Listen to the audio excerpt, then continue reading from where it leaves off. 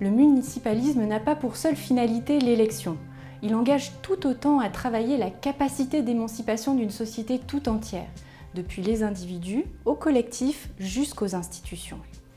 Ce sont ces différentes concrétisations dans lesquelles les habitants sont remis au cœur de la démocratie locale que nous allons regarder à travers ce module.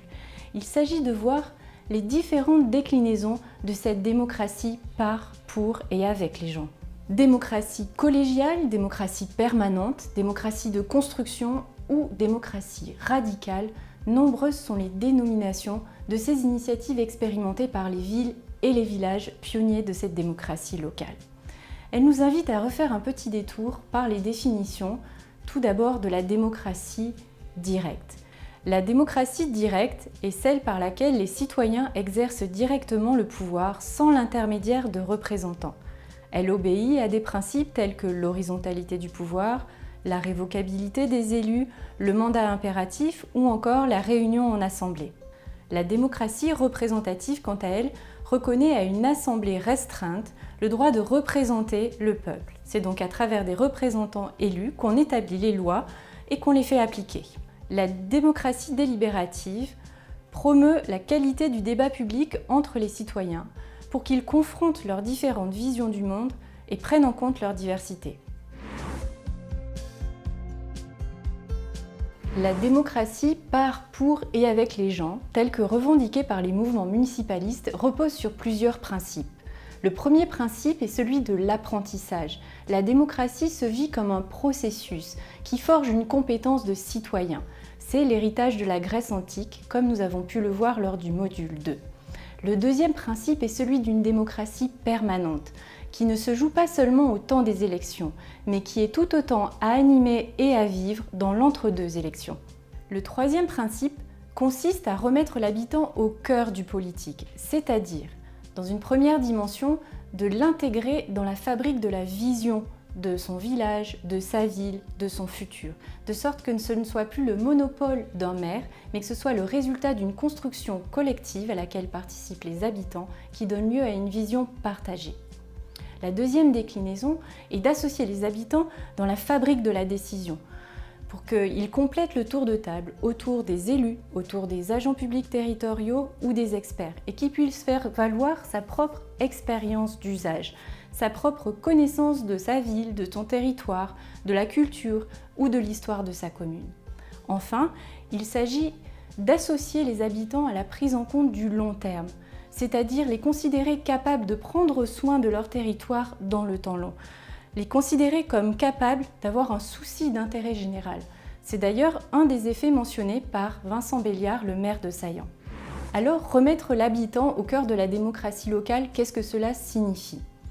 Cela signifie différentes déclinaisons selon les territoires, avec des degrés et des temporalités différentes selon les formes choisies.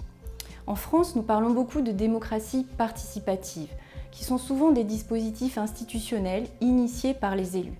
Ce dispositif est largement décrié parce qu'il semble venir conforter des décisions qui sont déjà prises par avance ou dans un système qui manque de moyens. C'est l'occasion de rappeler qu'il n'y a pas d'exigence et de qualité démocratique sans les moyens humains, temporels et financiers nécessaires. On constate une véritable diversité des dispositifs de participation. Les municipalités ont là vraiment les mains dans le cambouis. Le municipalisme engage à ouvrir tous les espaces-temps de coproduction avec les habitants. Il s'agit de dispositifs à distance ou en présentiel lors de réunions. Il s'agit de dispositifs papier, traditionnels ou encore via le numérique. Les civic tech, c'est-à-dire les technologies du numérique appliquées à la participation citoyenne, sont là d'un grand secours. C'est ce que nous témoignent d'ailleurs Léo et Pauline d'Open Source Politics en nous parlant du projet Decidim. Armel Lecause de Démocratie Ouverte nous en touche un mot également dans son témoignage. Parmi cette diversité de dispositifs de participation, nous pouvons citer notamment ceux mis en œuvre par le village de Saillant dans la Drôme.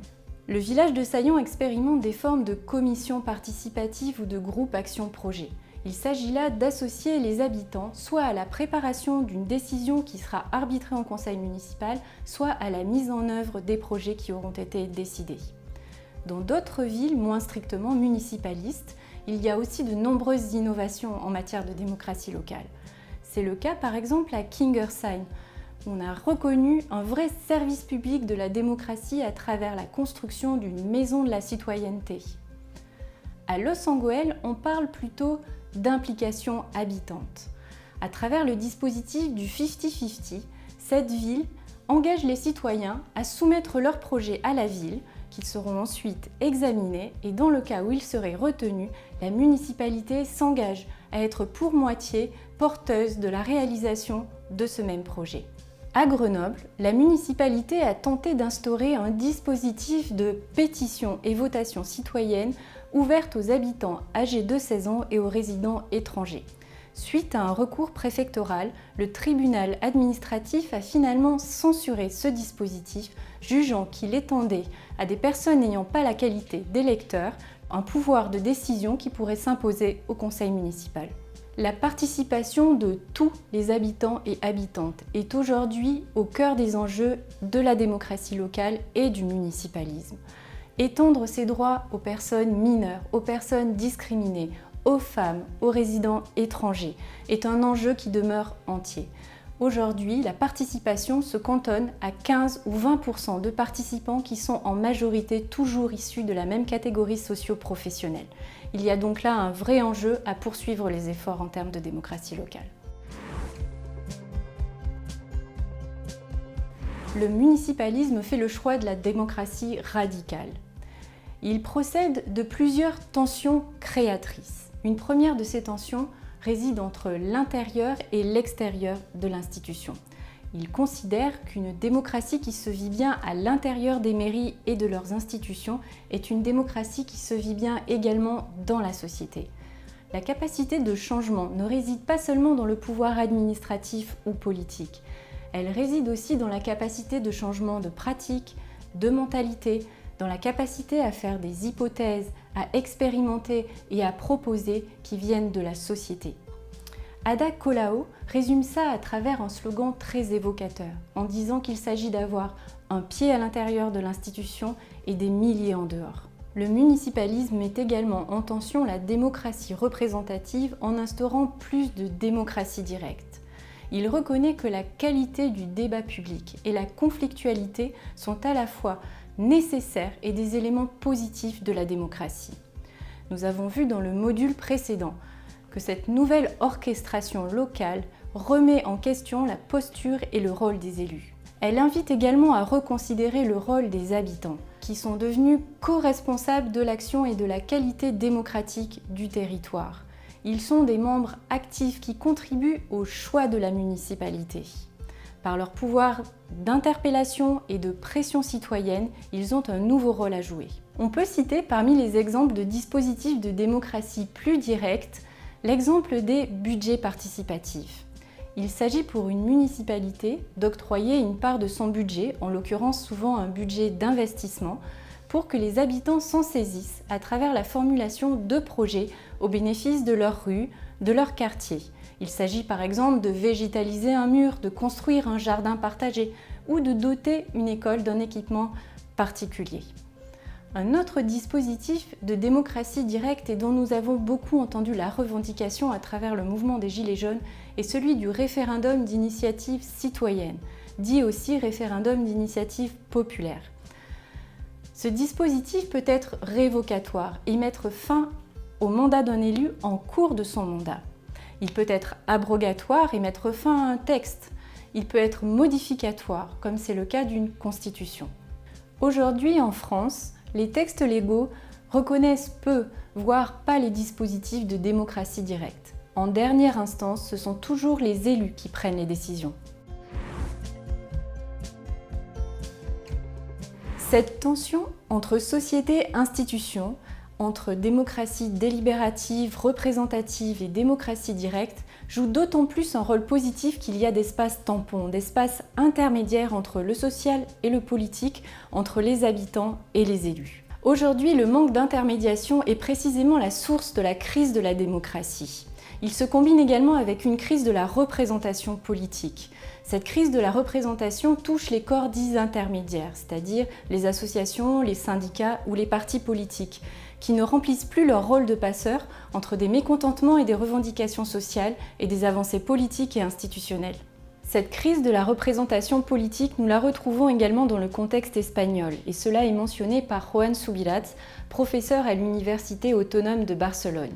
Il dit à propos du 15e qu'il s'agit d'un vrai débordement de l'agenda politique et des partis traditionnels, une crise de la représentation mentionnée avec le slogan « Ils ne nous représentent pas car ils ne vivent pas les mêmes problèmes que nous ».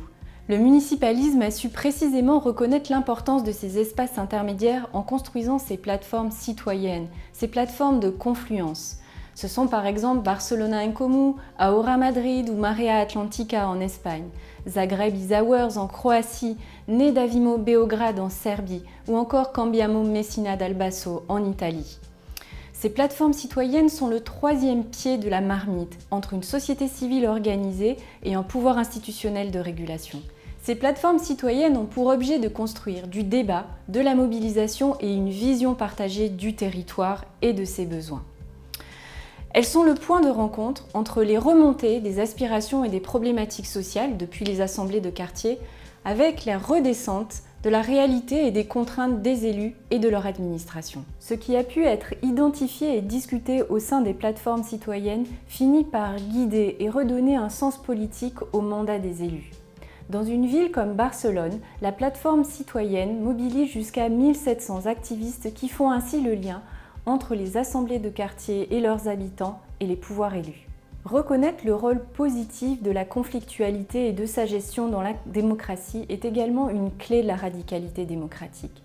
Elle reconnaît que les différences, les désaccords sont un moteur de la construction collective. Comme l'indique Murray Bookchin, une société sans désaccord est une société vouée à la stagnation. Les dispositifs et processus de démocratie radicale bouleversent les relations sur un territoire. Ils ne sont pas sans incidence non plus sur la vie de l'administration locale. Ils permettent de réaffirmer sa finalité de service public et d'intérêt général. Et cela n'est pas sans difficulté, comme nous pouvons le voir à travers plusieurs expériences espagnoles. Cela véhicule une autre culture de la participation et une autre relation entre les habitants, les agents publics et les élus. Par exemple, à La Corogne, la municipalité a tenté de renouer cette relation entre habitants et agents publics à travers des ateliers citoyens ou des ateliers de pair à pair entre fonctionnaires. Ils se sont appuyés sur le vécu de services publics de proximité tels que les bibliothèques par exemple ou les centres civiques qui ont une relation très directe aux habitants pour apprendre d'elles et refonder leur administration locale. À Madrid, c'est à travers les budgets participatifs que la municipalité a reconstruit ce lien de participation avec les habitants. Elle mentionne toutefois la difficulté et le combat quotidien de transformer une administration qui a fonctionné de façon libérale pendant de nombreuses années pour la remettre désormais dans un fonctionnement coopératif. À Barcelone, la municipalité tente de remettre l'intérêt général et l'université du service public au cœur de l'administration municipale. Elle le fait en s'appuyant notamment sur des technologies du numérique ou en instaurant une plus grande transversalité des services internes à l'administration. Elle reconnaît tout autant que ces changements ne reposent pas seulement sur les agents et leur culture administrative, mais également sur les mentalités de la population et des citoyens. Cette démocratie par, pour et avec les gens est finalement un parcours de long terme, d'itération, de pédagogie et de mise en lisibilité.